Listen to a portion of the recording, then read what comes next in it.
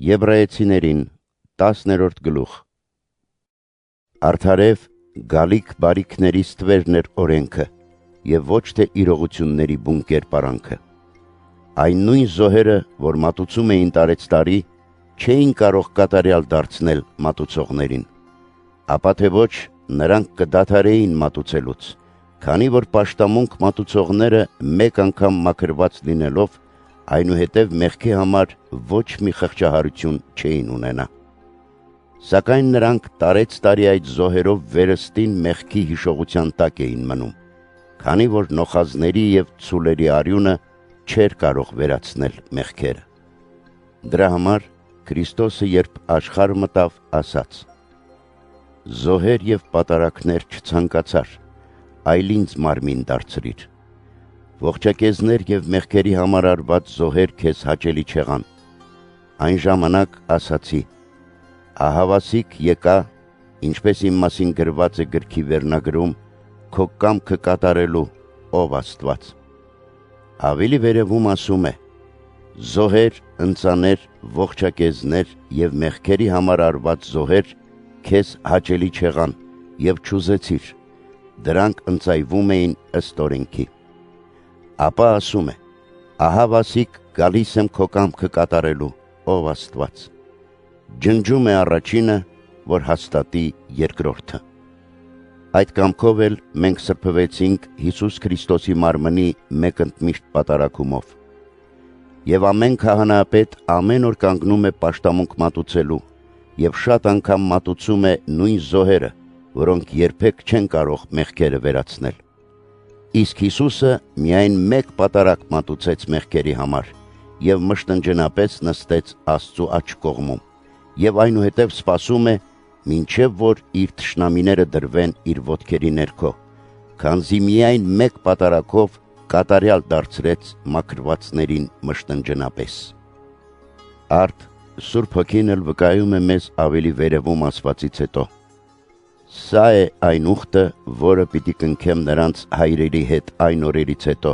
ասում է Տերը. իմ օրենքները պիտի դնեմ նրանց սրտերի մեջ և դրանք պիտի գրեմ նրանց մտքերում։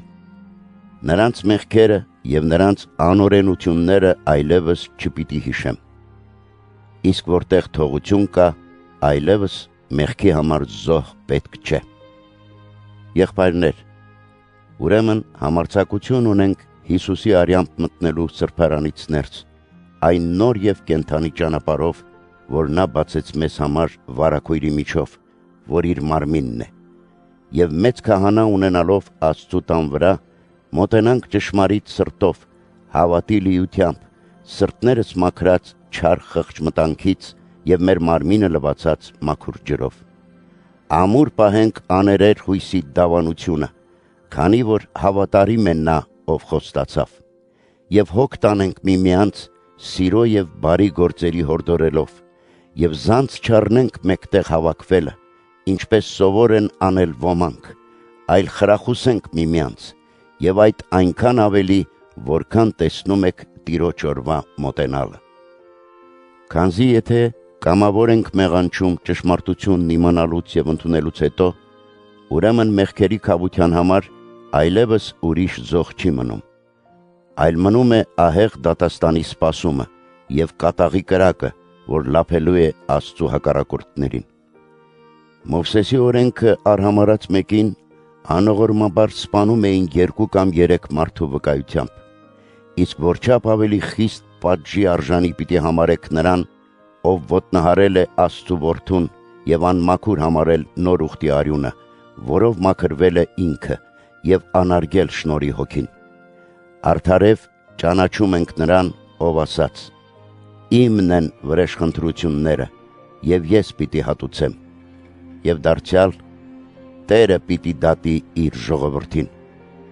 Ահավոր է ընկնել կենդանի Աստծու ձեռքը։ Արդ հիշեք առաջին օրերը, երբ դեռ հազիվ լուսավորված բազում տքնությունների և չարչարանքների համբերեցիք, մերթ նախատինքների և նեղությունների մեջ խայտառակվելով, մերթ այդպիսի բաներ կրողների վիճակին մասնակից լինելով, քանզի և բանտարկվածներին կարեկից եղաք, և ձեր ունեցվածքի հափշտակումն ուրախությամբ ընդունեցիք, Քանի որ գիտեիք, թե ձեզ համար լավագույն հարստություն ունեք երկնքում, որտեղ այն միշտ մնում է, արդ մի կորցրեք ձեր վստահությունը, որի մեջ մեծ վարձատրության հատուցում կա։ Ձեզ համբերություն է պետք, որպեսզի Աստծու կամքը կատարելով հասնեք նրա խոստմանը։ Քանի որ մի փոքր, շատ փոքր ժամանակ ևս, եւ գալու է նա, ով պիտի գա եւ չպիտի ուշանա։ Արդ իմ արդարը պիտի ապրի հավատով, եւ եթե մեկը երկմտում է, իմ հոգին նրան չպիտի հավանի։ Բայց մենք երկմտելով ոչ թե կորստյան ենք մատնվում,